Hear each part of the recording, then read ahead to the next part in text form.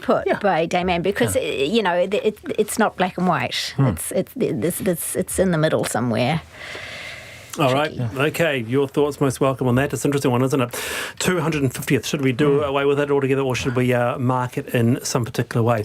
Now, finally, on the panel, we need to stop commenting on the way people look on social media, says writer Angela Barnett. An article came to our attention on the way we comment on people's looks. It says that every female knows what it's like to be dissected into a few body parts in a glance from every interview, a meeting and first date and brainstorm. So we try and boost each other up with comments. You look good, or looking gorgeous, girlfriend. You look so young and hot. What are you doing to look like that? Likewise with the nasty comments. And there is so much judgment on looks online that girls and boys will grow up thinking that it's okay to discuss appearance as currency on social media. Both of you, round the panel, what's your angle on this? Commenting on appearances in general, is it best not to do it?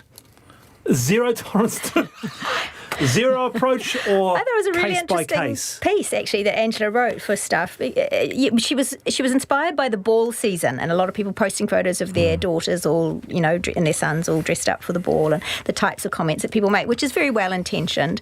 It was a really interesting point that she made. For me, I think it's like all things, it's degree. I mean, I think it would be terrible if we couldn't compliment one another. Nice shirt, nice dress, your hair looks great today. Yeah, it would be sad. I like to give compliments. I like to receive compliments. But, there's a compliment and there's a compliment. I mean, I don't expect people to kind of, make lewd remarks as a compliment. That would be uncalled for. And just on the broader thing, the nasty stuff that people do anonymously and comments on websites and Facebook and things. Unhinged some of it, isn't it? Can I just again, lone little voice? Why do people do that? Please don't do that. Just, say nice things. Don't say bad things. A zero approach to comments. Do you comment, or do you? Yeah, of course I do. I say to someone, I haven't seen you for a while. You look great. Or But is that getting too personal? No, well, probably not. But the other thing is, particularly Facebook. Instagram is a little bit different, but particularly Facebook, what you try to do is present the best you can in terms of your life. You'll post a photo saying, this is what I did today, even though you're feeling crap. It's just all part of it. What I don't think you can do, I think you can you can talk through norms, but I don't think you can impose particulars in relation to social media. I think the way it is. There's so many grey areas now. Things like, oh, look, what a nice smile. Yeah. So one of our panellists got quite upset when a person, I think a barista, said to her, look, you've got a great smile. She said, what's it to do with you? Irene? Yeah, well, see, that wouldn't upset me.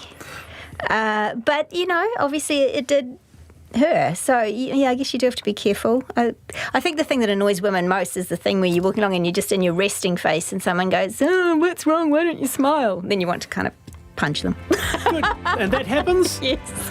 It happens a lot. Yeah, it's really all I got to say is I use Facebook far too much. Yeah, all right. Well, I've got to say that both of you look great today. You too, you really Wallace. do. So thanks for you both look gorgeous, actually. So thank you very much for coming on. Irene Garden, Shane DePoe, thank you very much. I'm back tomorrow. See ya.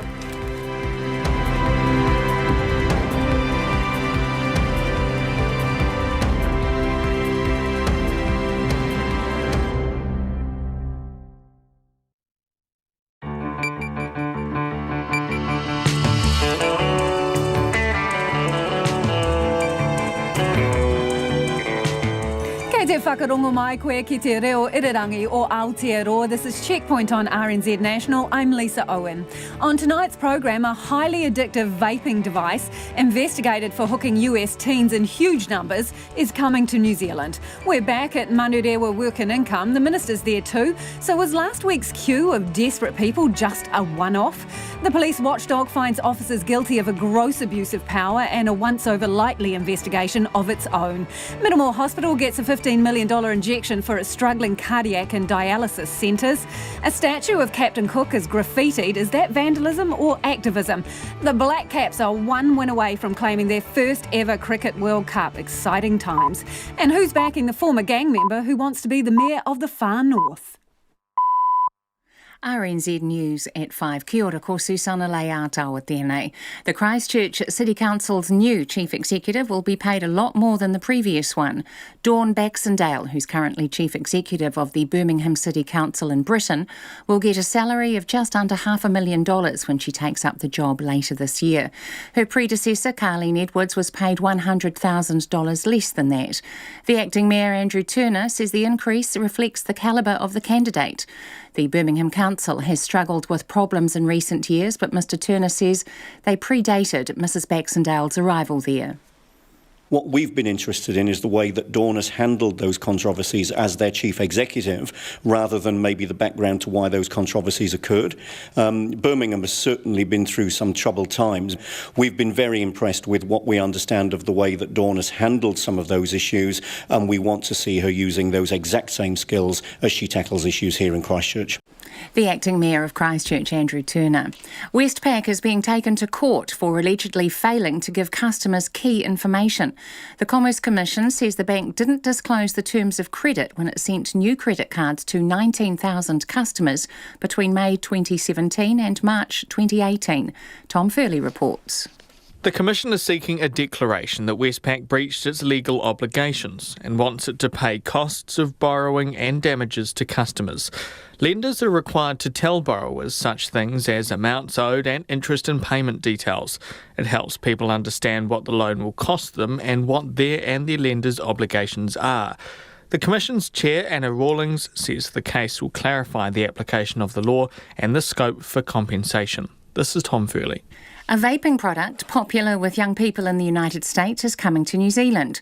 Juul, a firm part-owned by the parent company of tobacco giant Philip Morris, says it wants to launch its e-cigarettes by the end of the year. Janet Hook of Otago University's Public Health Department says New Zealanders should be wary, given the youth appeal of Juul's flavours, marketing and design. However, the company's Asia-Pacific Vice President, Ken Bishop, says the marketing and flavours are now only aimed at adult smokers, and Juul is 99% safer than conventional cigarettes. A Gisborne councillor says the latest vandalism of a Captain Cook statue will prompt healthy debate about New Zealand's history. The statue, in a reserve at the end of Awapuni Road, has been spray-painted with the words thief, Pākehā and this is our land. Meredith Akuhata-Brown says although it has been vandalised before, this is the boldest she's seen. She says she doesn't support vandalism, but this encourages discussions about race relations. Somebody's, obviously wanting to say something very strong around this issue that is trending in our region, in the sense that there's still a lot of courageous conversations needing to be had. And part of me just thought, well, I'm not, pro-vandalism, but it's activism to some degree. Meredith Akuhata-Brown. The council says the graffiti has been removed and the police have been notified. Workers at farmers' stores say they'll keep taking industrial action until management listens to their pleas for better pay. Staff who are union members say customers are always surprised to learn they're among the lowest paid retail workers in the country. They've been holding regular partial strikes since May, demanding the living wage, but the union says they've been met with radio silence from farmers. One worker, Linda Camarera, says they're determined to keep the pressure on. We need to stand up, we need to fight, we need to make them understand that we do need to get the living wage, be able to afford to live. Pasco Group, which owns farmers, says it has no comment to make. The United States has opened an investigation into French plans for a 3% tax on the revenues of internet and tech giants like Google and Facebook. US trade representatives say the tax unfairly targets American companies. The BBC's Dave Lee reports. France's new tax would apply to any internet company that operates in the country and has annual global revenues of more than 750 million euros, around $850 million. Around 30 companies fall into that bracket, said the country's finance minister Bruno Le Maire. There had been plans to make the tax a Europe-wide measure, but talks fell through after opposition from some countries, particularly Ireland, where several tech firms have set up their European headquarters. headquarters. Dave Lee with that report. The TAB had its biggest day of the year as people stayed up late to follow the Cricket World Cup semi-final between New Zealand and India in England. The Black Caps caused the biggest upset of the tournament by winning a hard-fought game. A TAB spokesperson, Mark Stafford, says $600,000 was paid out in winning bets. It was actually bigger than your average All Black test as well, so which really surprised us because given the time of day, you'd expect most of New Zealand to be asleep, but what our figures suggest is there's a hell of a lot of tired New Zealanders today because they are up and watching. Mark Stafford says punters had bet about $800,000 on India to win. It's 5:05. The New Zealand bowler Trent Boult wants to play Australia in Sunday's final, though he says it's not all about revenge. The Black Caps beat India by 18 runs in Manchester this morning to advance to their second straight final. New Zealand were well beaten by Australia in the 2015 final in Melbourne. Boult says he'd like a crack at the Aussies again, but seeking this country's first ever Cricket World Cup title is motivation enough. Our best stuff is good enough for anyone on the day, so I don't think we need any inspiration or any extra encouragement. A World Cup final is obviously going to bring out the best in everyone. The Black Caps are now awaiting the outcome of tonight's second semi-final between England and Australia in Birmingham to see who they'll play in Sunday's final at Lord's. Katrina Rore says it's been a very tense 3 weeks attempting to prove her fitness for the Netball World Cup. The 125-test Silver Ferns defender has been confirmed in the New Zealand squad after shaking off a calf injury. She says it's been more of a mental battle than a physical one, but is relieved to be playing her third World Cup. With the whole new name, whole new crew, and this air of confidence around our side, it's we just can't wait for it to start. The Silver Ferns play Malawi in their tournament opener tomorrow night. That's the news. A worrying wait for Dunedin's steepest street. It's called Ford Pampleur. I got about halfway down and the car slid forward about 6 feet and I thought, this is very steep. So I got in touch with Guinness.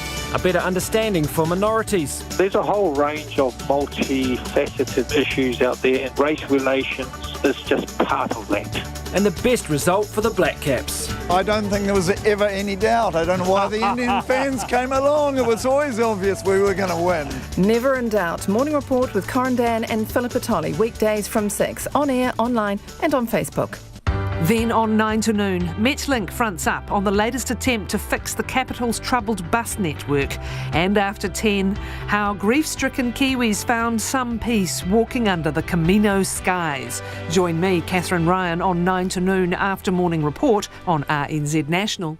Now the short forecast from Met Service to midnight tomorrow. For Northland all the way through to Kapiti, including Bay of Plenty and Central High Country.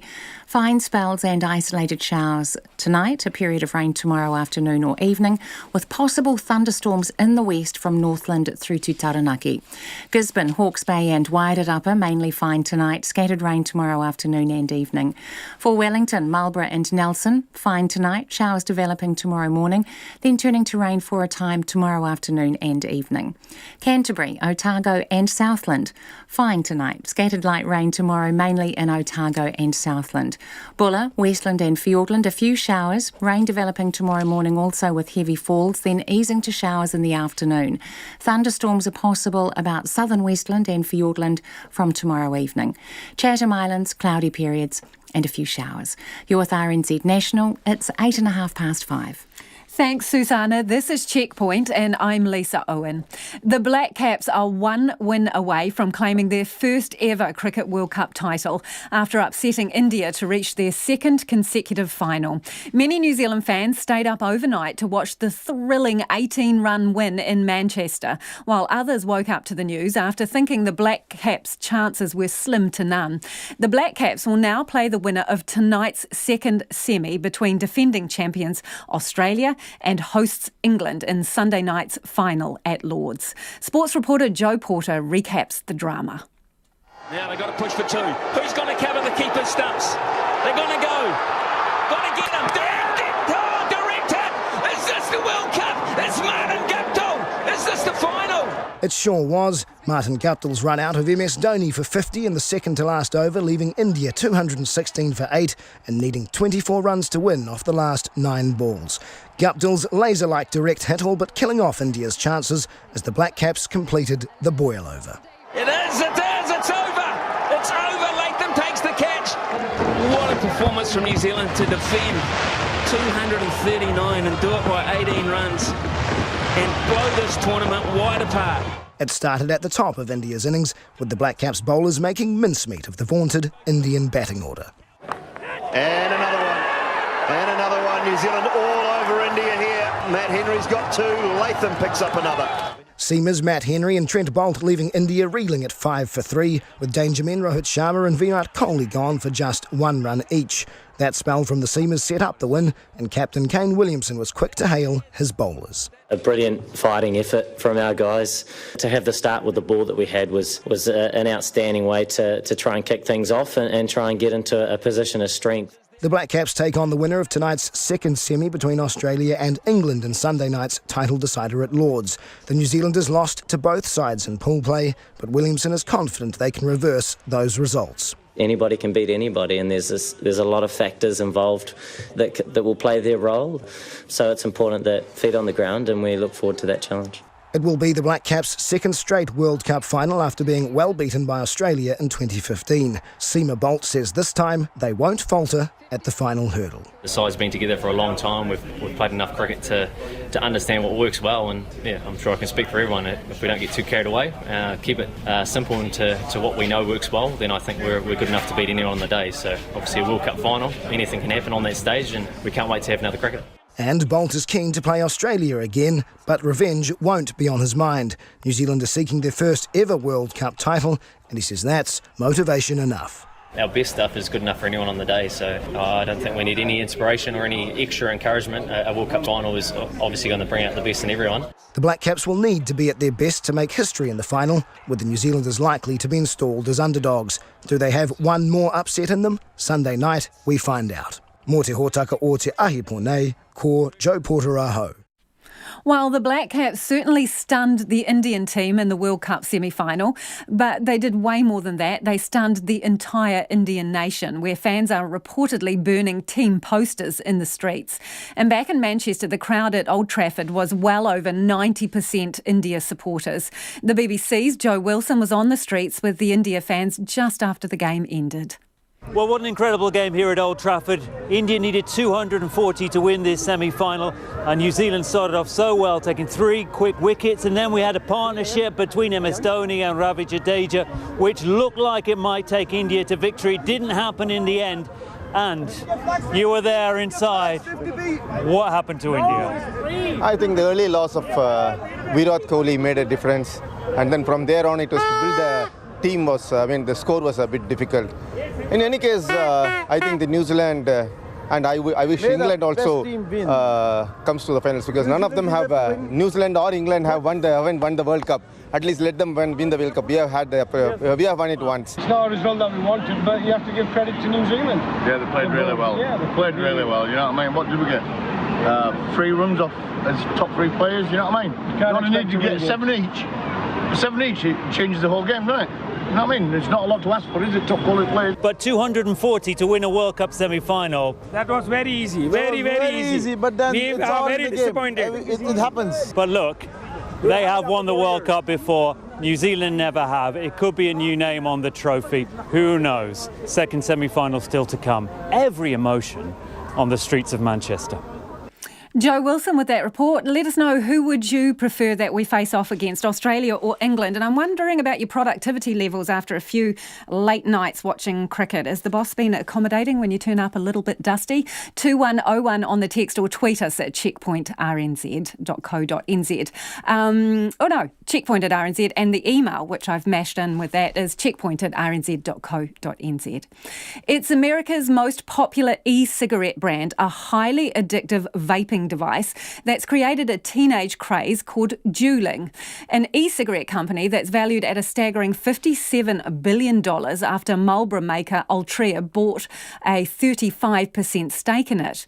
And now Juul, which has become the biggest target for vaping critics, who say it's hooking children on nicotine and creating a new generation of addicts, has revealed it wants to launch here this year. Guyon Espiner got an exclusive interview with Juul about its New Zealand plans and filed this report. Juul is a big business, and the Asia Pacific is big business for Juul. Half the world's 1 billion smokers live in this part of the world, and Juul wants in on the action, intending to launch here this year.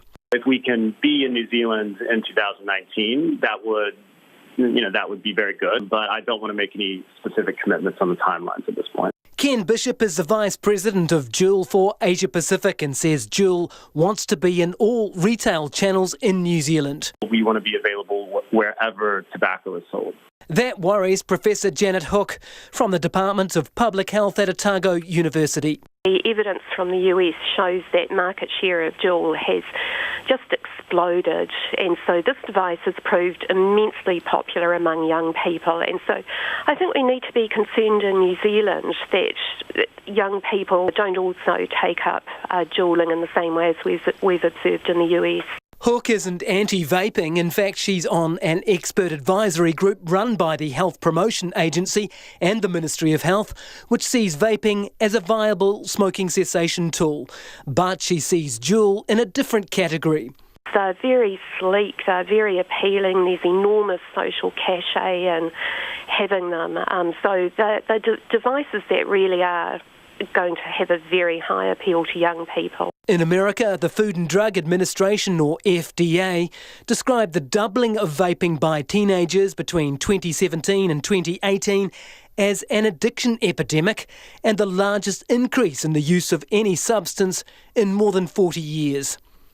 The FDA demanded that Juul, along with 4 other much smaller vaping companies, address the issue of youth uptake. Scott Gottlieb, who until April was the chief executive of the FDA, says while vaping can help adults quit, that opportunity can't come at the expense of addicting a whole generation of kids on nicotine through these same products. And the number of kids now using these products is so large, it's hard for me to understand how the manufacturers don't know what we know. In response, Juul shut down its social media platforms, as the company's Ken Bishop explains. We suspended that because we felt like that was a point in which underage people might be exposed. I spent 7 years at Facebook, and so I believe in the power of social media, as a mechanism to do good things in the world. But we felt like it was not the right channel for us to be present in for those reasons. That wasn't enough for authorities in San Francisco, where Juul started 4 years ago. Just last month, the city voted to ban all e-cigarettes. Juul has also been forced to restrict its flavours after concerns they were attracting teenagers. Ken Bishop says Juul is now a lot more careful. Take a flavour like watermelon. Watermelon, in the research we've done, has a disproportionate appeal to people who are underage. It also appeals to adult smokers, but we will not launch a flavor like that because we believe the appeal is too high amongst the demographics that we simply don't want to use the products. But of course, what hooks people isn't watermelon flavour, but nicotine, and Juul has plenty of that. A standard thumbnail-sized Juul pod that you put into the device contains 5% nicotine, about the same amount as a packet of cigarettes. That's nearly 3 times the EU limit, so Juul has lower strength pods for those markets. It also adds benzoic acid to the e-liquid. Ken Bishop says that's to mimic the rapid nicotine hit you get from a cigarette. The e-liquids that we've created and the strengths that we've chosen are designed to mimic the nicotine experience that a cigarette delivers. And so when they use our products from a nicotine delivery point of view, they feel satisfied. And if they feel satisfied, they're much more likely to switch. Nicotine may be relatively harmless to adults, but as the US Surgeon General warned back in 2016, it can cause addiction and harm in the developing adolescent brain. It's easy to find reputable studies, including from Public Health England, which assess vaping generally as about 95% safer than combustible tobacco. But it's also easy to find reputable studies which highlight concerns. Data presented this year to the American College of Cardiology said that e-cigarette users were 56% more likely to have a heart attack and 30% more likely to suffer a stroke than people who didn't vape. Letitia O'Dwyer, Chief Executive of the New Zealand Asthma Foundation, says vaping is not without harm. There looks to be some lung tissue damage, cellular tissue damage from the ingredients in these products, and so we do need to look at that. The long-term effects you can't say. We certainly can't say whether something's going to cause cancer because that's very, very long-term. Janet Hook of Otago University says one of the major questions is how successful vaping is as a smoking cessation tool. They're helping some people to stop smoking, but not everybody who wants to quit smoking by using a vape succeeds. RNZ talked to dozens of vapers for this story. Some had quit smoking, but many do both. Even these women who work in a vaping warehouse and can vape on the job have not totally quit tobacco. I've gone from buying 3 packs of 20s tailies to 1 pack a week now. Vaping is just very good to help you along with not wanting to go for a cigarette. I do both, yeah, I do both. But I prefer vaping over smoking. With smoking, you pretty much get just one natural flavour. Yeah.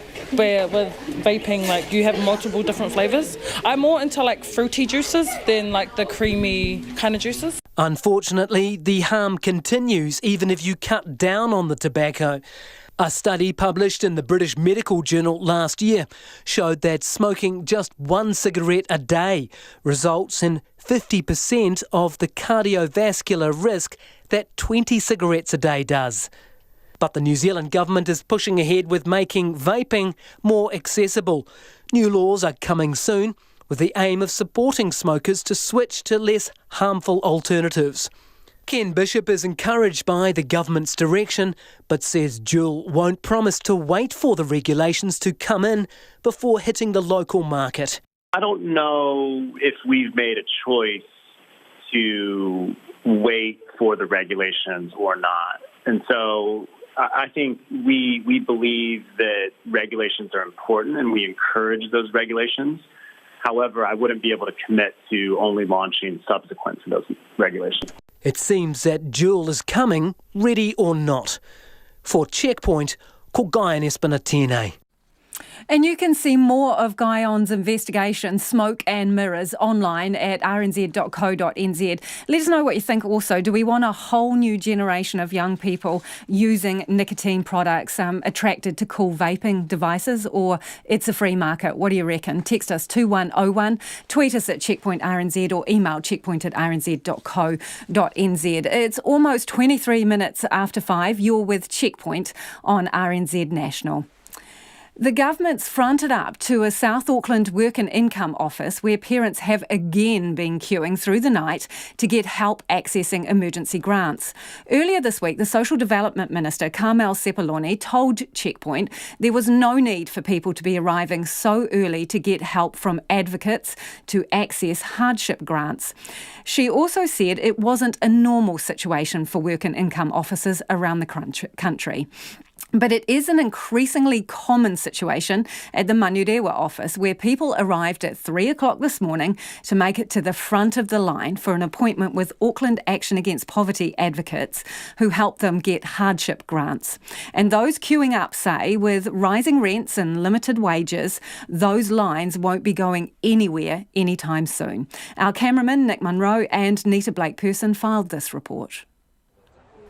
Critics said the long queue didn't reflect reality, with beneficiaries only waiting through the night for cameras and the media. But back at Manurewa's Work and Income office at the crack of dawn, the scenes are the same, some of the people are the same, and the problems are definitely the same. Again, they wait to meet Auckland Action Against Poverty or AAAP advocates. I came here for a free grant and I asked for 5 kids and 2 adults, and he said no. And he said no, and I said, why? Give me the reason why. He said, I'm not giving you any reason. I'm just telling you, it's just $100 I'm going to give you today. And when I walk out from the door and the lady from AAAP asked me, why, did you get everything? I said, no, I only got $100 today. And I regret it. I shouldn't be coming on my appointment. I should have just come and queue on a line. How much were you asking for that day? $3.80. It's just gone 7 a.m. here at Mayoral Work and Income Office, and already there are about 50 people lined up. They've walked here, caught the bus here, some have driven here, and they began arriving at 3 a.m. They're here to get one of those first appointments with Auckland Action Against Poverty when they open their doors at 8:15. They're desperate for food, rent, power and warm clothes, and they're lined up right up to the front door. As the queue grows longer, it's joined by more media, Ministry for Social Development staff and eventually the Social Development Minister, Carmel Sepuloni. After previously saying there was no need for people to be arriving so early for help, she was invited by Auckland Action Against Poverty to come and see what they're up against. They'd like to hear from you because they don't know how to approach the government. They don't know what's going on. Addressing the 70 or so people lined up by then, she said the government wanted to do better.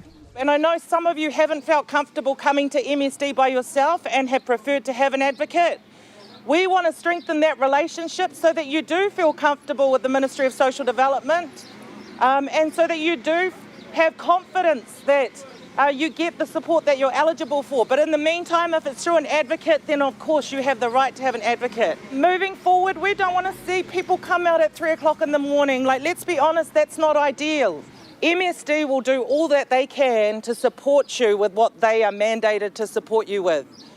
But for the regulars in the Thursday line, it was cold comfort. That's not even true. And if that was a fact, we wouldn't be here every week. And they just say, oh, these family and friends to help you out. But my family and my friends are struggling as it is as well. Carmel Sepuloni says those issues need addressing. If that's the case, then as Minister, that's really disappointing. We've got a whole program that's been underway for the last 18 months around service delivery change, culture change. We've received lots of positive feedback, but we know that it's still not perfect. Speaking from inside the Work and Income Office, Regional Commissioner Mark Goldsmith says staff will book follow-up appointments with all of their AAAP meetings to ensure they receive the right support. We're a human-to-human business, so sometimes we may not get it right, but on the whole, our team do absolutely fantastic. Again, it comes down to conversations, and if people don't feel that they have got the right decision, they can also approach us, but they can also ask for assistance.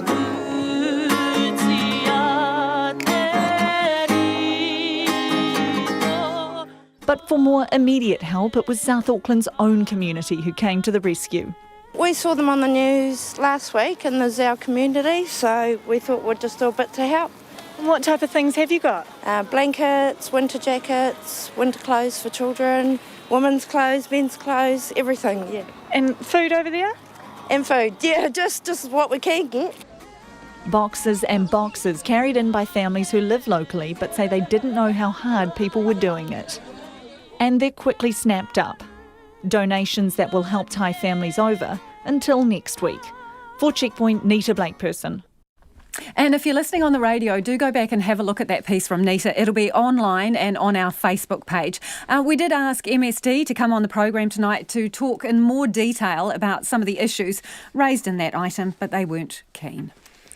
A former gang boss endorsed by Destiny Church wants to be the new Far North Mayor. Jay Hefe, a former tribesman and a Rebels gang member and a current organiser for Destiny Church's controversial Man Up program, today launched his campaign with the support of Bishop Brian Tamaki. In May, Tamaki's wife Hannah revealed she'll lead a new party, Coalition New Zealand, into next year's election. Mr Hefe says he's standing as an independent with Destiny's support, and one of his top priorities is jobs for the district. Another one is housing, shorting of housing. Another one is getting the Māori vote, because a lot of Māori don't vote at all. A lot of Māori ain't even registered because they're not educational aware. Also the meth, drug trade, is plaguing this area up here.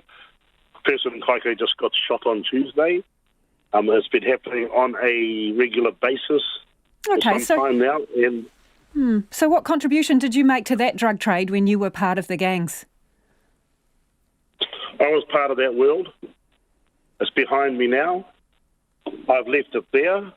My direction in life is forward and to help those that are in it now.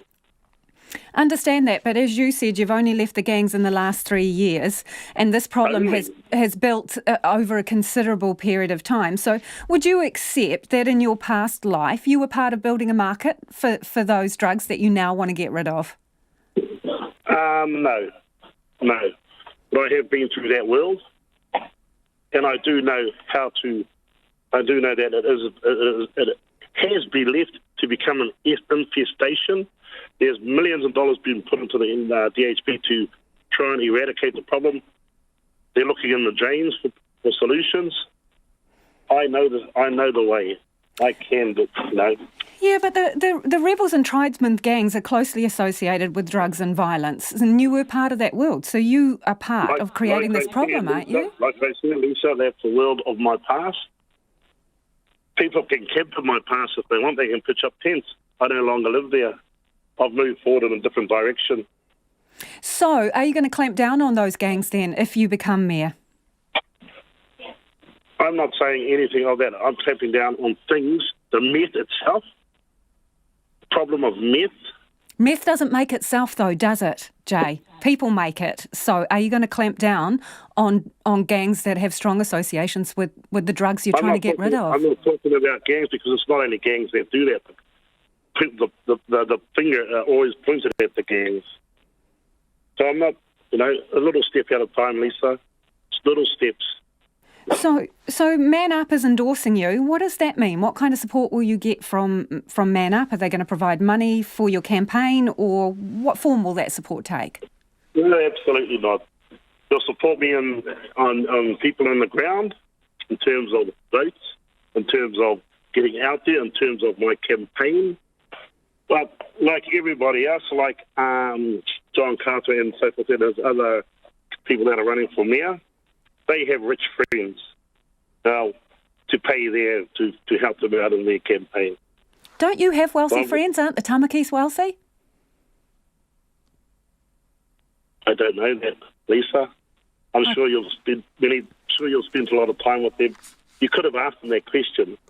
We're not talking about who's wealthy and who's not wealthy here. I only raise it because you did, Jay. So in terms of... I said the mayor has got rich friends who back him. But nobody asked, who backs you, John Carter? No. Yeah, so registrations for the mayoralty don't open until the 19th of this month. Yes. And you need 2 people to nominate you from the district that you're standing in. So do you know who those people are yet? I don't know offhand, but I do know a lot of people in this district. Are they willing to nominate you, though? I've probably got 100 people willing to nominate me because they want change. They're hungry for change. Is Hone Harawira likely to be one of those? Would you ask him to do it for you? I work for Hone. He's my boss. Yeah. On a note. So I don't know. I haven't asked him. I haven't thought about it. It's possible. Are you getting... It's possible. Are you getting advice from Hone Harawira? Is he one of your advisors, key advisors? I'm getting advice from a lot of people. But what about Hone? Are you getting advice from him? Yes, advice to go to work, be at work on time, don't be late. That's the advice I'm getting from Hone. And that's Jay Hepe, aspiring Far North mayoral candidate.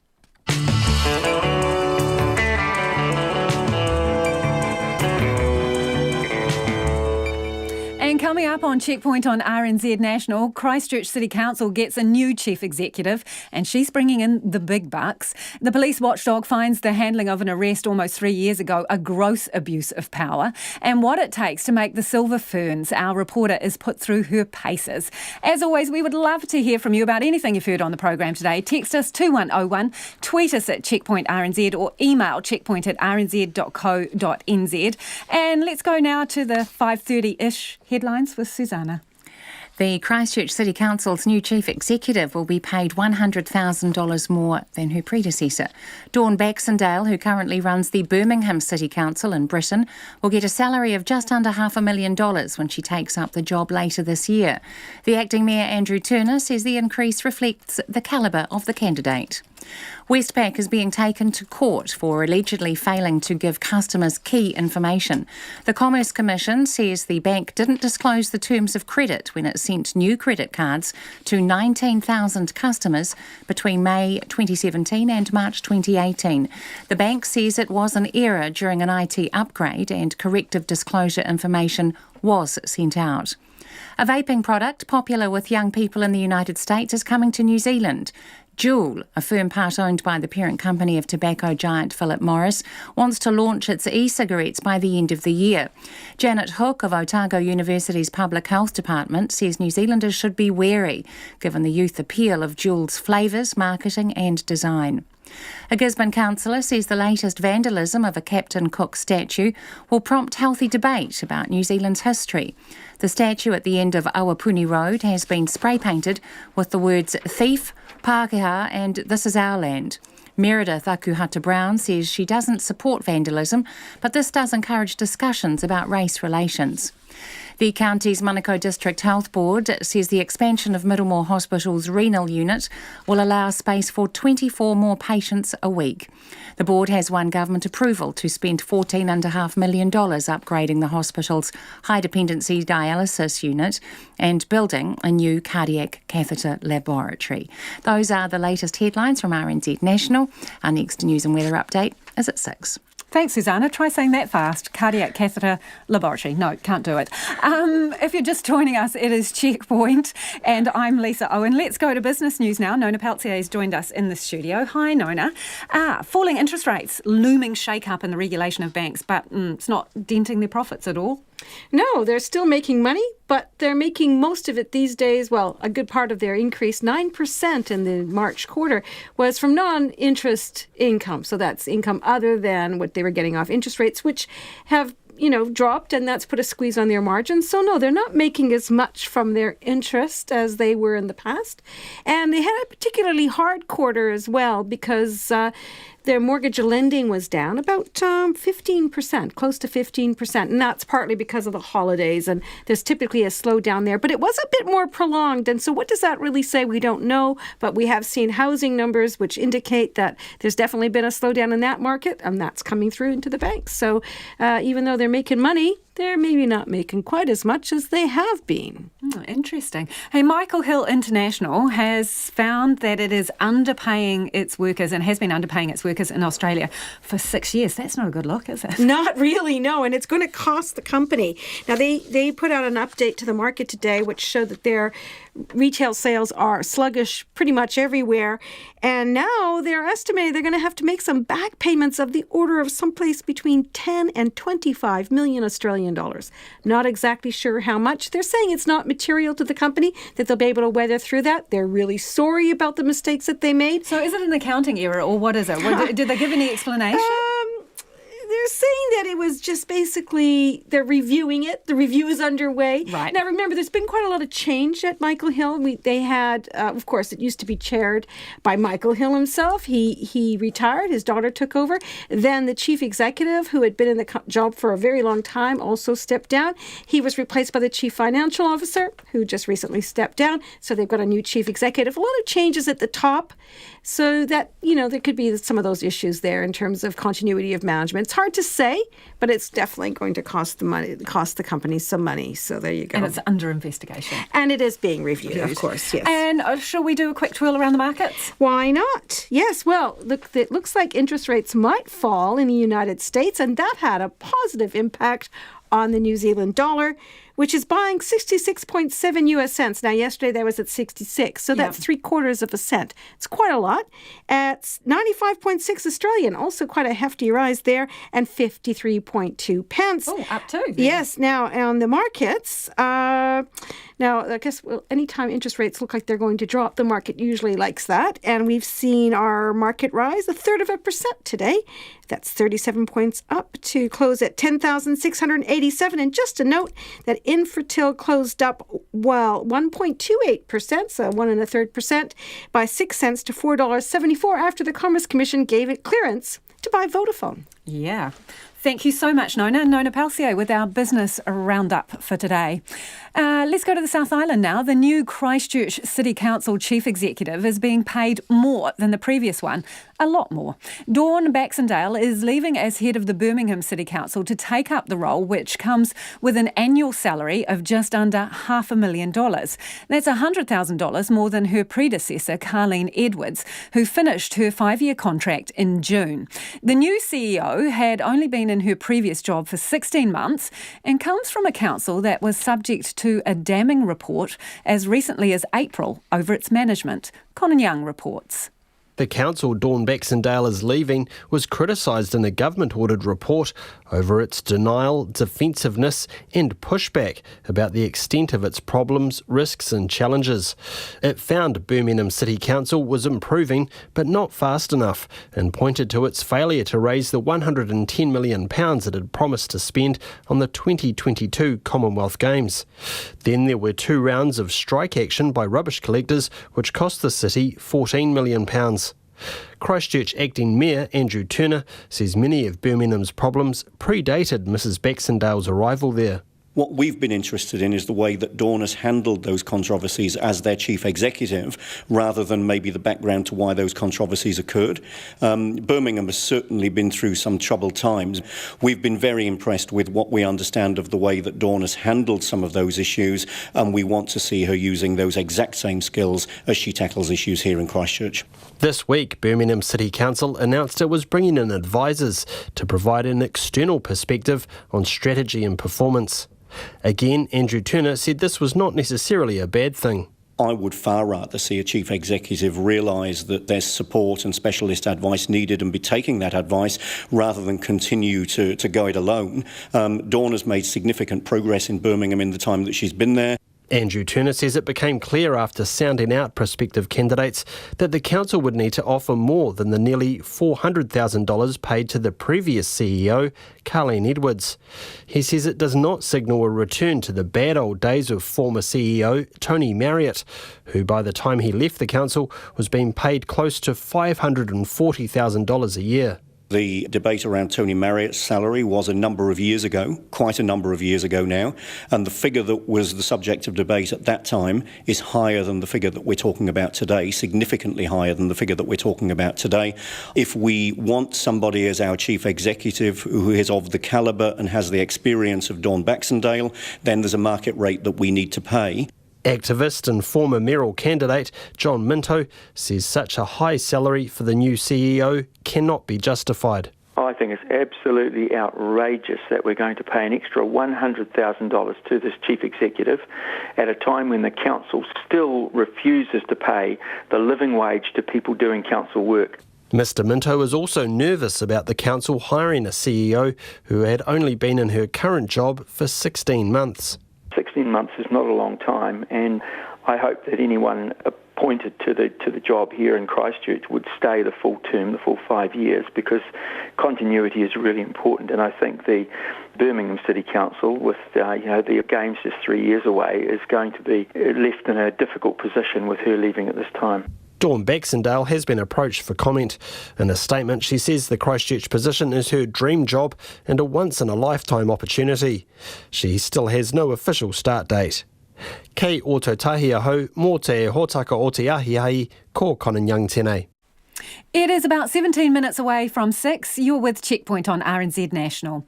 Minority advocates say the new Race Relations Commissioner needs to stop being a politician and start fighting the battle against racial abuse and discrimination. Gisborne's Mayor Ming Foon has been announced as the next commissioner, taking on the role that's been vacant for more than a year after Dame Susan Devoy stepped down.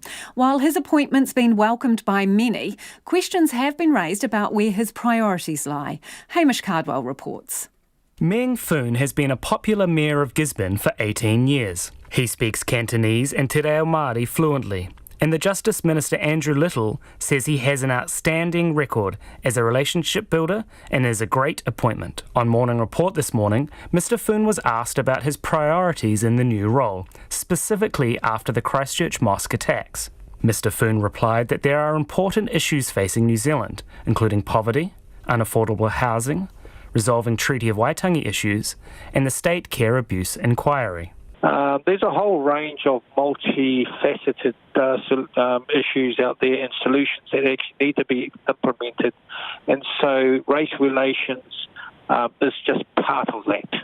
The convener of the Religious Communities Leadership Forum, Joan Buchanan, says it's what Mr Foon didn't say that's raised concerns. We have a growing epidemic that is ubiquitous, that's pervasive, that is endemic in both government and the public, and it's called Islamophobia, and we need that attention.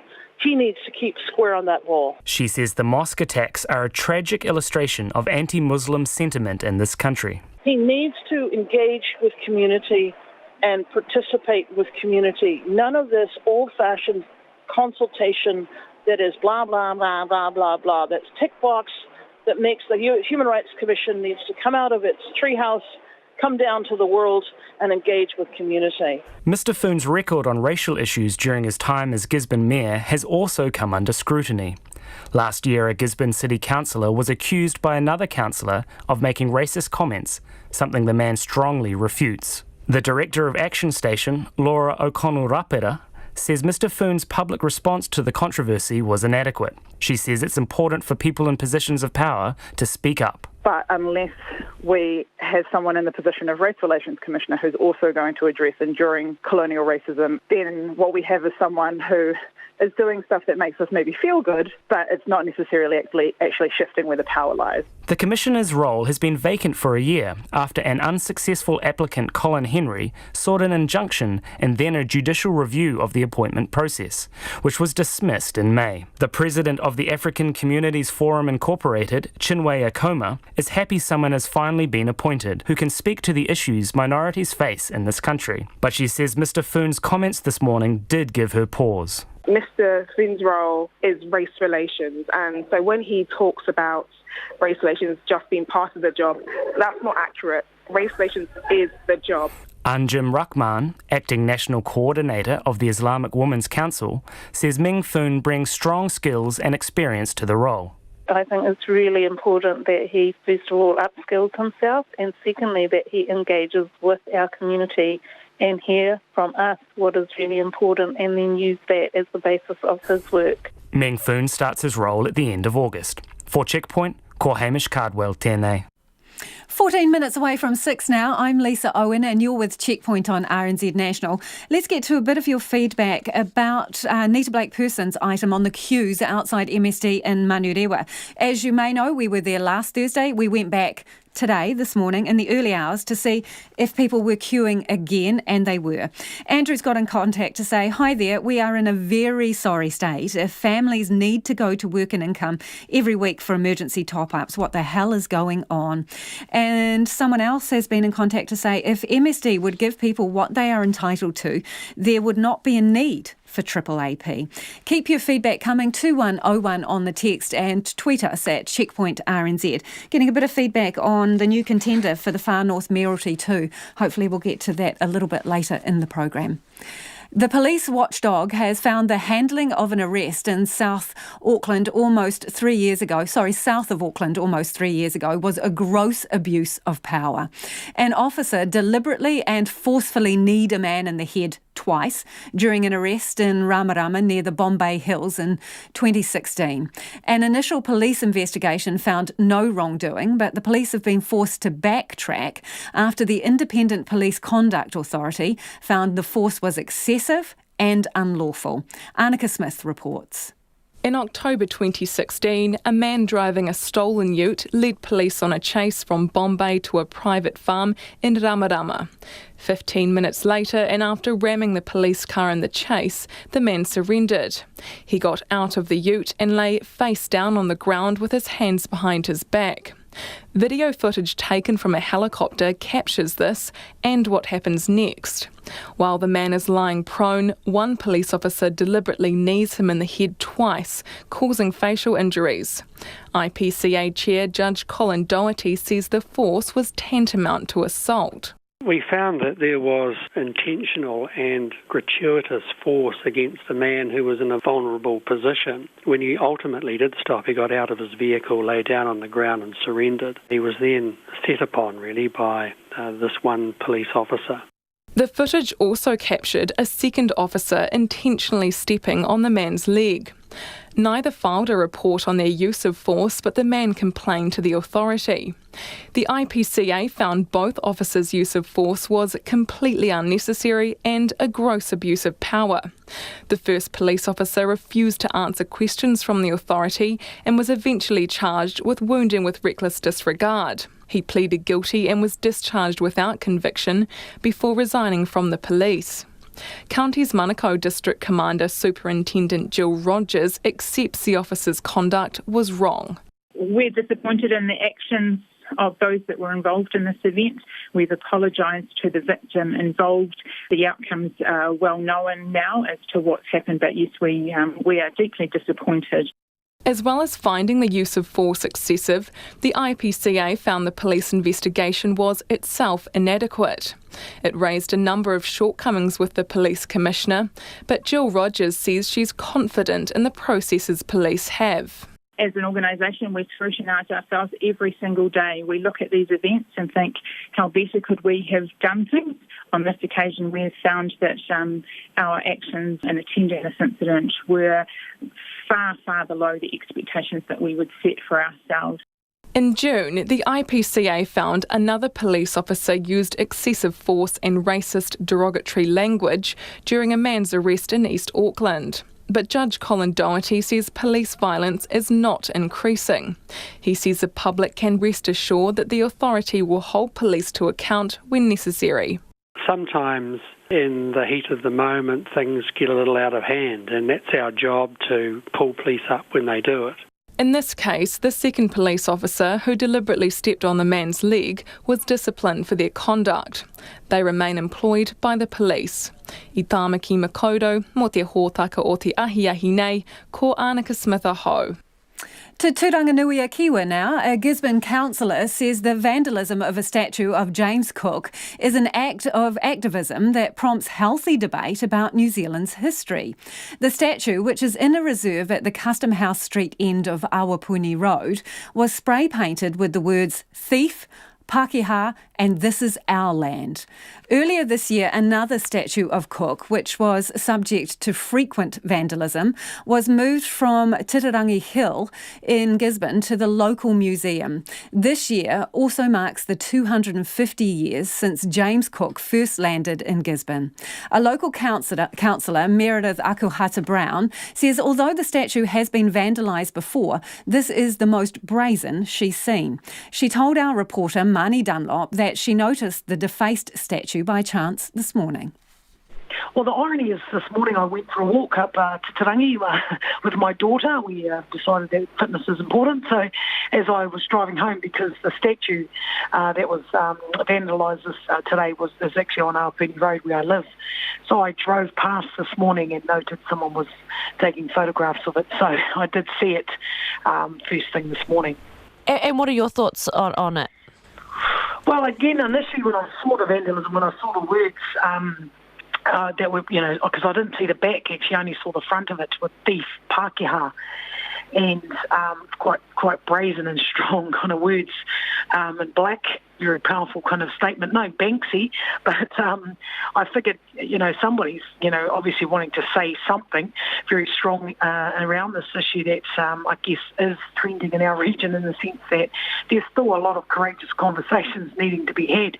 And part of me just thought, well, I'm not, pro-vandalism, but it's activism to some degree. So it's not the best way to get your message out there, but it certainly is a statement.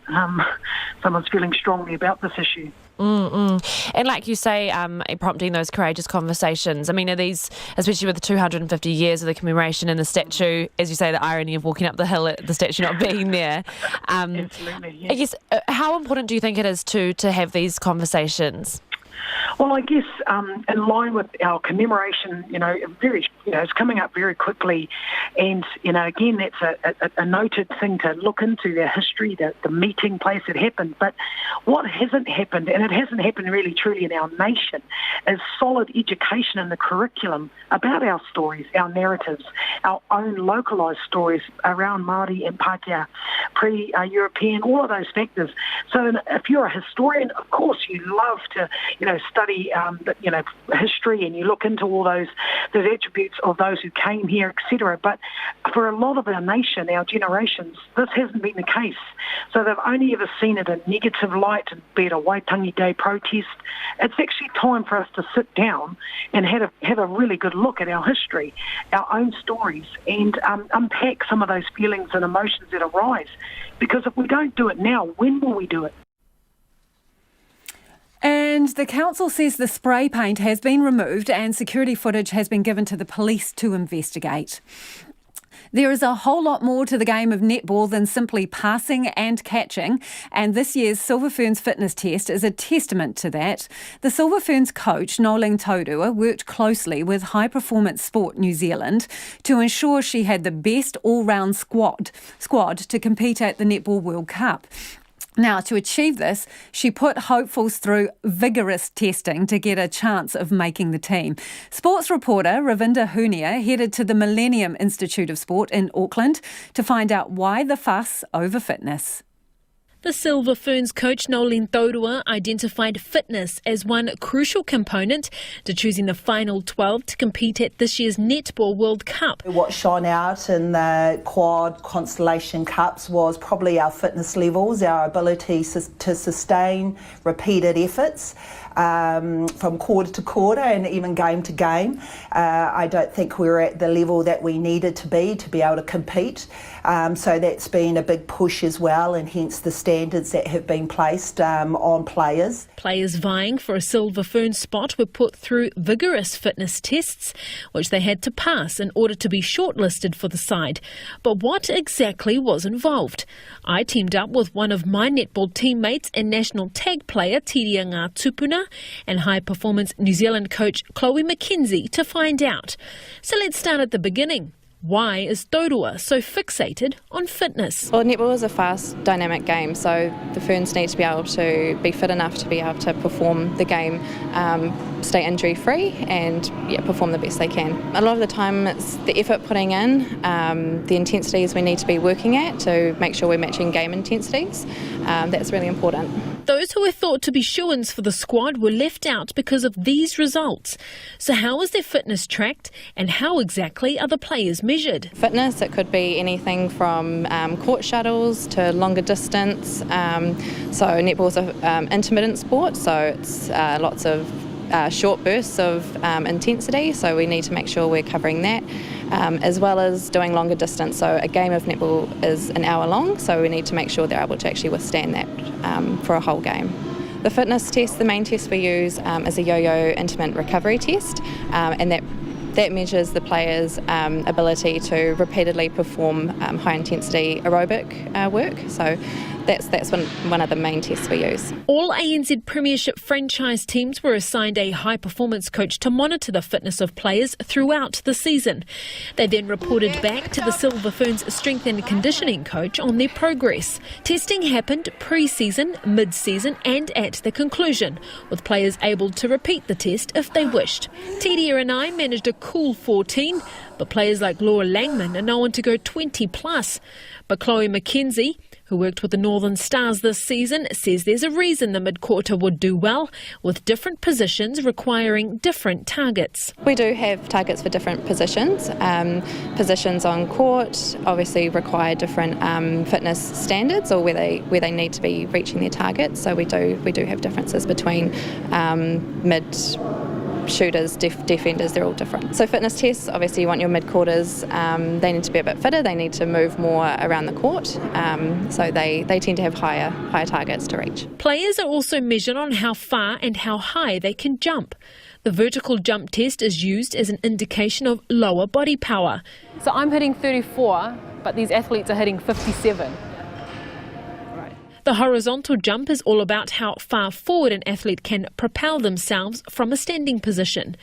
The goal is to maximise the opportunity to meet the ball, gain prime rebounding ability, and of course those all-important intercepts. So the testing we do with the Ferns is comparable to other teams around the world. The yo-yo is one of the tests that is commonly used to measure fitness. So yeah, we use that and it's comparable. Now we have a glimpse of all 3 mandatory components involved in a Silver Ferns fitness test.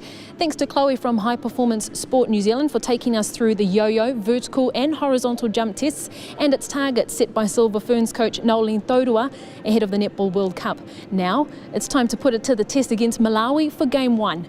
Mo te hōtaka o te ahi pō nei, ko Ravinda Hunia tēnei. I have to confess, the only yo-yos I'm familiar with are the ones that you eat. If you are driving home at the moment listening to that, do go back online and you can see Ravinda Hunia literally sweating it out doing that test. It's something to behold.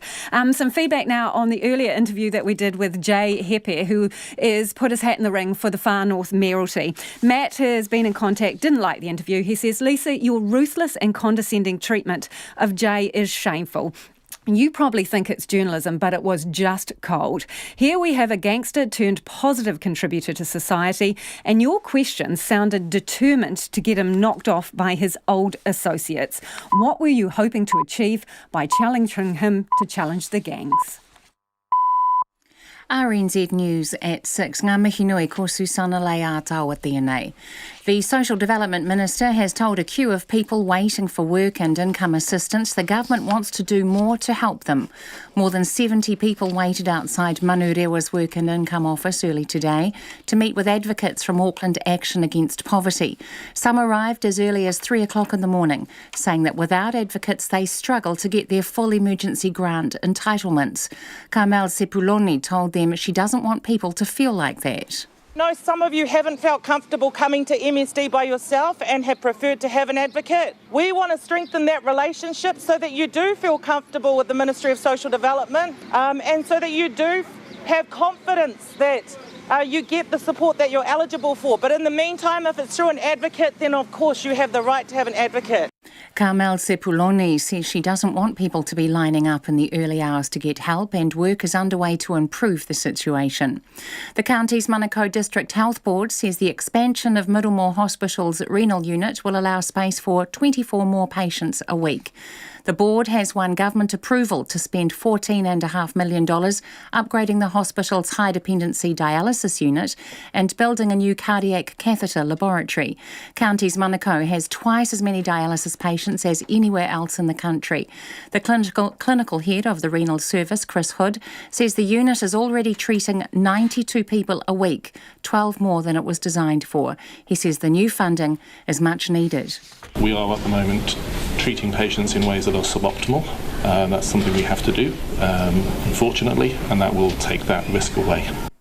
Chris Hood says more beds and better treatment will allow more people to keep their jobs when they need dialysis, creating less disruption in their lives. A high-nicotine vaping device used by millions of American teenagers in their millions could be launched in New Zealand by the end of the year. Juul, which is part owned by the parent company of Philip Morris, has more than 70% of the US vaping market. Guyon Espiner reports. Juul is expanding through the Asia-Pacific region and says it wants to sell the product wherever tobacco is sold in New Zealand. Janet Hook of the Public Health Department at Otago University says New Zealand should be wary, given the youth appeal of the flavours, marketing and design of Juul. The Vice President of Asia Pacific for Juul, Ken Bishop, says the company's marketing and flavours are now only aimed at adult smokers and that Juul is 99% safer than smoking conventional cigarettes.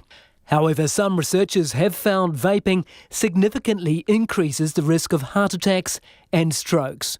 This is Guyon Espiner. A 33-year-old Auckland man has been jailed for 6.5 years for possessing, distributing and producing images of child sexual exploitation. Customs started investigating the man in July last year after receiving information from an overseas agency that a New Zealander had uploaded or exported such images to a Canadian-based messenger app. Customs identified the man and searched his Auckland home, and he was arrested after admitting knowing the publications were illegal. Investigators established that he had produced some of them and linked them to a trip to the Philippines in 2016, where he had sexually abused a boy. The man was sentenced in the Waitakere District Court yesterday. The chairman of the US Central Bank, the Federal Reserve, says the country's economic outlook is uncertain amid trade wars and concerns about global growth. Jerome Powell told a congressional committee business investments across the US have slowed, while inflation stays weak. The BBC's Andrew Walker reports. Jerome Powell's testimony put some emphasis on uncertainties in the economic outlook.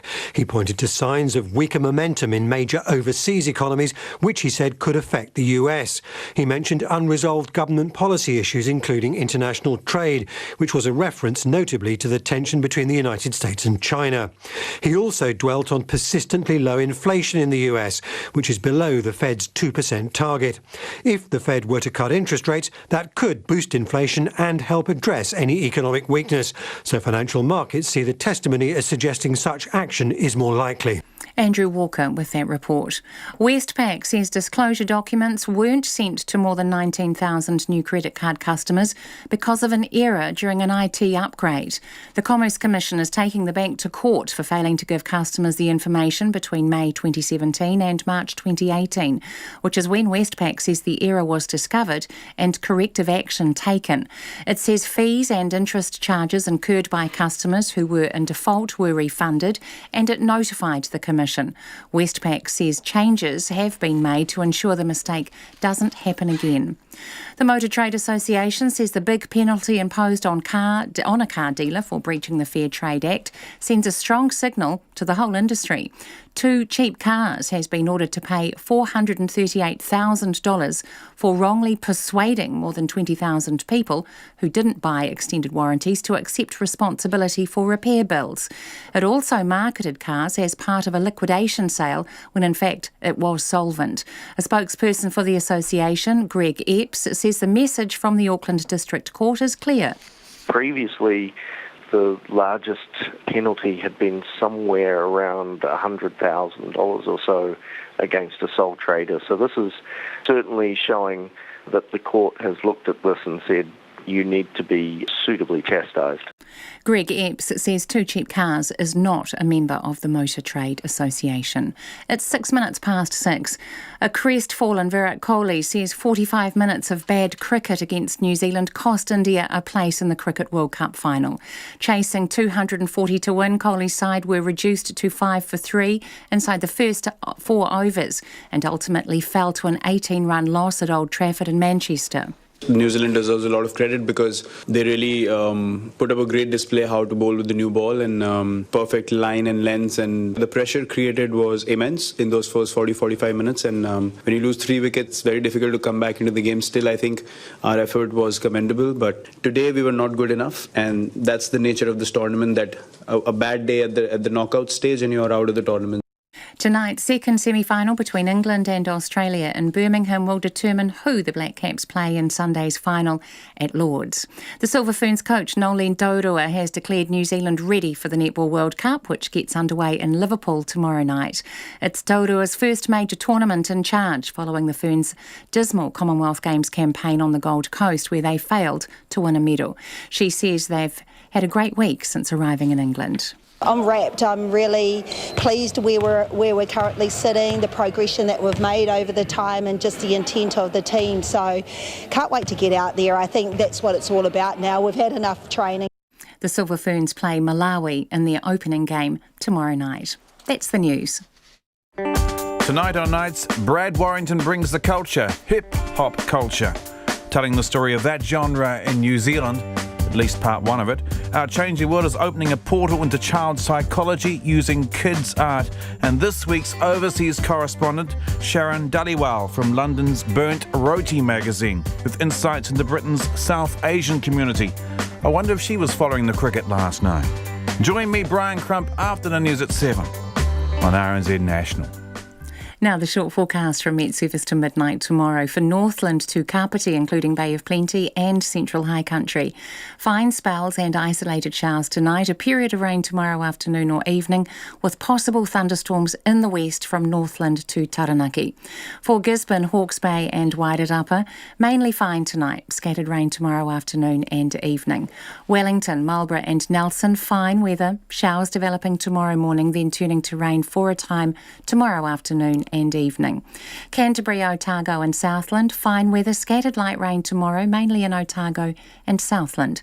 Bulla, Westland and Fiordland, a few showers tonight, more rain developing tomorrow morning with heavy falls, then easing to showers in the afternoon. Thunderstorms possible about southern Westland and Fiordland from tomorrow night. Chatham Islands, cloudy periods and a few showers. You're with RNZ National, it's 9 minutes past 6. Thank you, Susanna. This is Checkpoint and I'm Lisa Owen. The Black Caps' miraculous comeback win against India early this morning was a surprise to fans on both sides. After losing 3 times in a row, the Black Caps last night beat India by 18 runs, booking a place in Sunday's World Cup final. Captain Kane Williamson hailed his bowlers, who by the third over had India at 5 for 2. He said he wasn't fazed about New Zealand going into the game as the underdogs. You come to this tournament where anybody can beat anybody. We saw a number of results that perhaps were sides ranked lower, beat sides ranked higher, but I think everybody knew that anybody can beat anybody. So when that is the nature of it, it seems unlikely to win every game, but at the same time you want to try and go out and play the cricket that you want to play for a long period of time and rely on that to perhaps get you to a finals stage, which we did. We came through in the 4th position, which is fine, and then we put out a much improved performance in the semi-final, and it's important for us to try and make small improvements moving into our next match. So what did punters think? Our reporter Nicholas Poynton was on the streets of Christchurch to talk to those who stayed up late to watch the Black Caps' great escape. Black Caps superfan Graham Gide still hasn't come to terms with the thrill of victory. Very impressed, pretty excited. Hard to believe, a bit hard to believe, but it happened. While die-hard Indian cricket fan Saurabh Singh was left wrestling with the agony of defeat. Nothing. It was just quiet, numb. Can't think of anything. I don't know. I was not expecting it that India won't race to final, but it happened. Few could have predicted such a dramatic heel turn by the Black Caps against India in the Cricket World Cup semi-final after a slow batting performance. However, that did not deter those brave few who stayed up till 2 this morning to watch the game. Steve Hill from Christchurch was among those. He says he always thought the Black Caps were in with a chance, but found that he had to do everything to stay up. A lot of cups of tea and a lot of nibbling on biscuits and a lot of heart palpitations. It was brilliant. It was one of the best cricket games I've ever seen. I've been to a few. Long-time cricket fan Yvonne New from Auckland went to bed early last night because she thought the Black Caps would be outmatched by an Indian side that has been one of the informed teams this tournament. She said she woke at about 1:30 this morning to check just how bad New Zealand was doing. Kind of got up and was looking for my slippers, and then Bolt got Jadeja out. It was caught by Williamson, and I thought, oh my God, this is fantastic. This is really tight. Miss New sat glued to the television, but she was still sure that the Indian team had the game in order. She was transfixed. One by one, the Indian batting orders succumbed to the skill of the Black Caps fast bowlers, and a brilliant piece of fielding by Martin Guptill. Oh my God, that was the most amazing throw I've ever seen. It was just pinpoint accuracy. It was like hitting a fence post amongst a field of sheep, I guess. As the wickets fell, tension began to mount, building to an epic crescendo as Yuzvendra Chahal was caught behind with just 3 balls remaining. Another Christchurch Black Caps fan, John Wilson, says the surprising final result showed the mettle of the Black Caps team, who had been up and down throughout the tournament. The most unexpected result and a great lift to the community and a great reflection on the team sticking together. The Canterbury men's cricket coach Brendan Donkers says he is particularly proud to have so many Cantabrians involved in the team. He says fast bowler Matt Henry should be lauded for his performance on the sport's highest stage. I was thrilled for Henners and to see him bowl so well at the top and take the key wicket, particularly of Sharma. But yeah, and that's all players want. They want to contribute on the biggest stage. So thrilled for them. Saurabh Singh says he and other cricket fans in the Indian community will switch allegiances next weekend to root for a Black Caps victory. No matter who comes to final as the opponent, but I'll go with New Zealand. They played really good. If they stick to that form, they got it. And especially how they haven't got any so far, I'll be like, yeah, go for it. And living in New Zealand, you want to support them, right? The Black Caps' opponent for next week's final is to be determined tonight, when Australia and England go head-to-head. For Checkpoint, Nicholas Poynton. Back now to our story about the high-nicotine vaping device, which has hooked millions of American teenagers. It's called Juul. It's part-owned by the parent company of tobacco giant Philip Morris, and it intends to launch in New Zealand this year. But Dr. Alex Carl says New Zealand should be concerned. He's an assistant professor of physiology at the University of Louisville Medical School, and he says the high nicotine levels in Juul may present cardiovascular risks. And after Dr. Carl presented his findings to the American Heart Association, he says a Juul representative approached him and offered him $200,000 to work with them. He declined. Guy on Espiner asked Alex Carl whether New Zealand should be worried about the entry of Juul to the market here. Absolutely. For one, from 2017 to 2018, there was a 78% increase in e-cigarette use among high schoolers in the United States, and that is almost entirely due to the introduction of Juul and its popularity among youth. And one thing to be especially concerned about with respect to Juul is the high nicotine dose and the lack of modifiability of that nicotine dose. So Juul consists of flavorants, a vehicle, propylene glycol and vegetable glycerin, but also nicotine as a nicotine salt, which is different from the vast majority of other e-cigarettes or vapes. And that nicotine salt enables a much higher concentration in the aerosol to be achieved without impairing palatability. And it also enables delivery of the nicotine at a much more effective rate.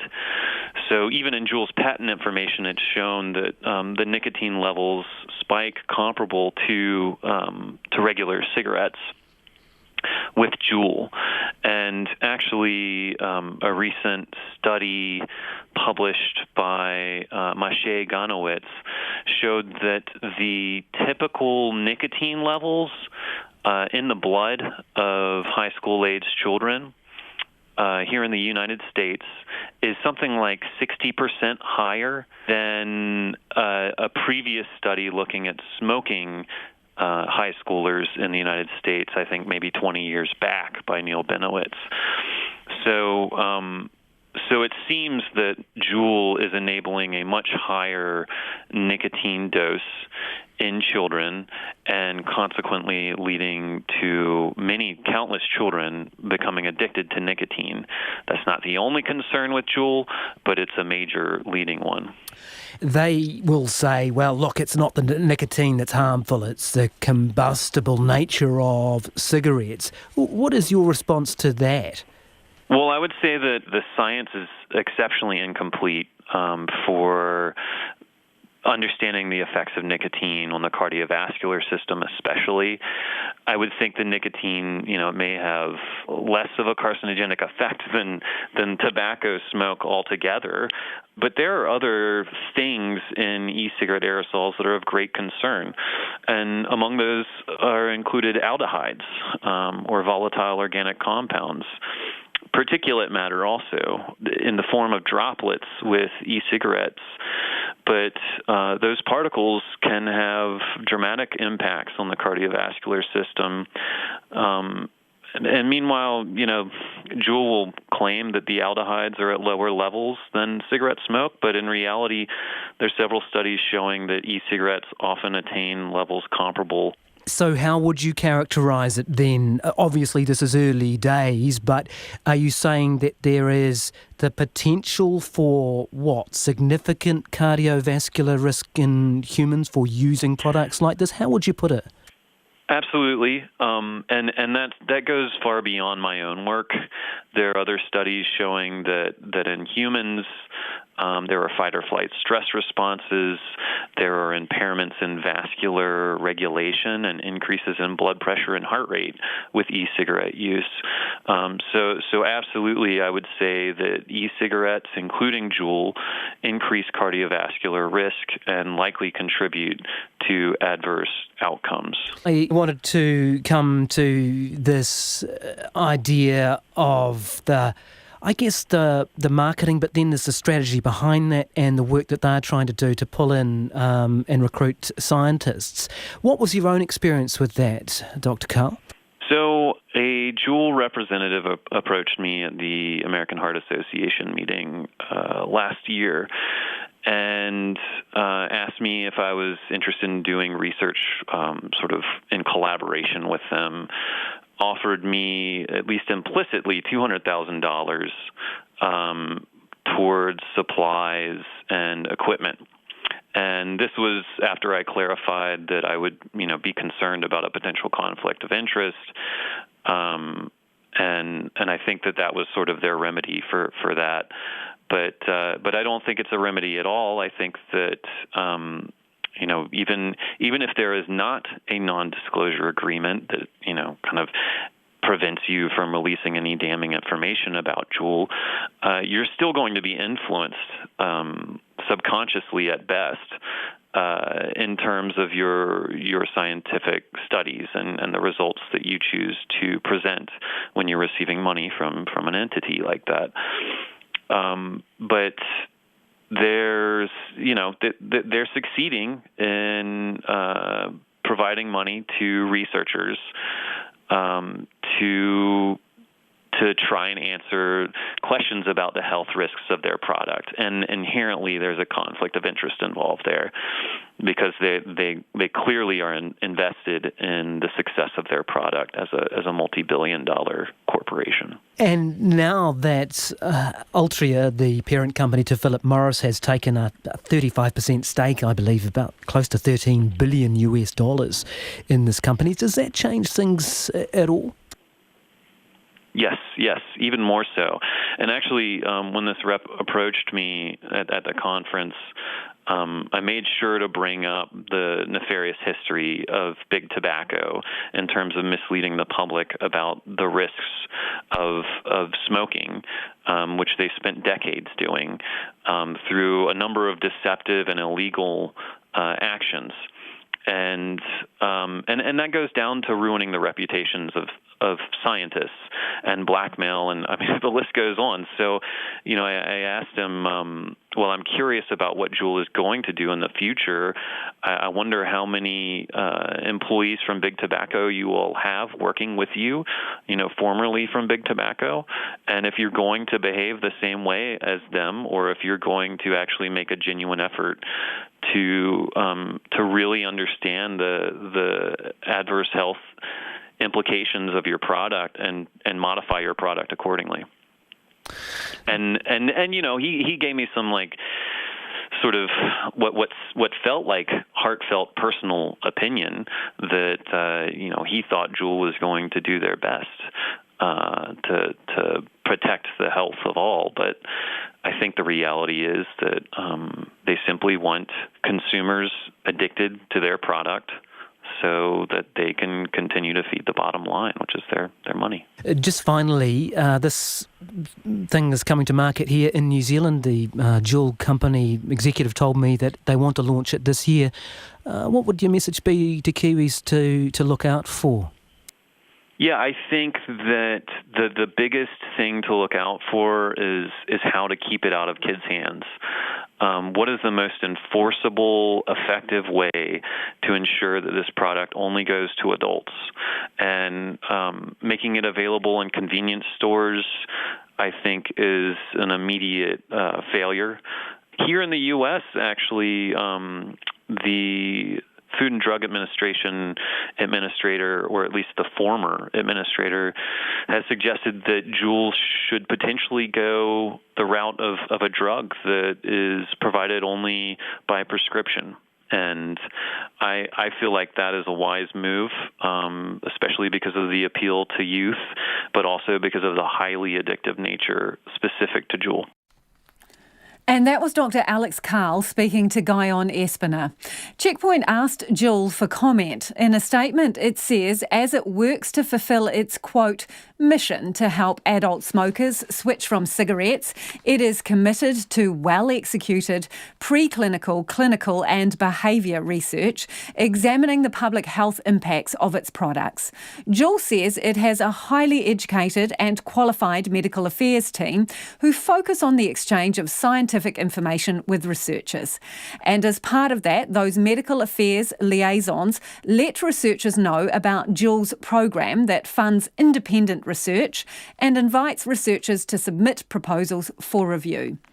The company says those studies are fully independent of Juul and researchers retain control over the analysis and public disclosure of their results, including publication. It says it has reviewed and approved a number of studies to date. Now, a few of you got in contact about Guyon Espiner's investigation. Stu says it took a dopey government 8 years to ban pit bull terriers after they were known to rip people up in the States. What chance do you think we have to ban a highly addictive vape? And this one, please advocate for stopping vaping in our country. Essentially, cigarette companies are synthesising nicotine into a chemical form, adding lolly flavours and selling the most addictive product in the world. Why would our government, with a smoke-free 2025 initiative, allow just another addictive product, primarily marketed to young adults, to be sold in our country? Keep your feedback coming, 2101 on the text. It is 25 after 6. You're with Checkpoint on RNZ National. Middlemore hospital staff have told the Health Minister how they're stretched and under pressure as he announces a much-needed funding boost. The government has announced it will give just over $14.5 million to build a new laboratory for life-saving heart procedures and to extend the high-needs dialysis unit. While doctors there are grateful, they say the investment is long overdue and could go further. Rowan Quinn was at Middlemore for today's announcement. Dialysis patient Emma is no stranger to the acute unit here at Middlemore. I certainly think they need the funding. Look at that roof, it's leaking. Yeah. You know, I mean, that's one of the things, and otherwise, a bit squashed like sardines, eh? Indeed, there is a large water stain on the roof right above the patient opposite Emma in the leaky Scott building, which is under repair. About a dozen other patients lie on beds, here for their regular hookup to the machines that keep them alive. It's the only choice you've got. Yeah. You know, you have to do it. It's really necessary, isn't it, Amy? Yeah. And well, as you can see, the condition of the building is not the best. The clinical head of the renal service, Chris Hood, says this unit for high needs patients is already treating 92 people a week, 12 more than it was designed to. The new funding will allow space for 20 more patients a week. Counties Manukau has twice as many dialysis patients as anywhere else in the country. Dr Hood says there are many more who could benefit from being in this acute unit but can't fit.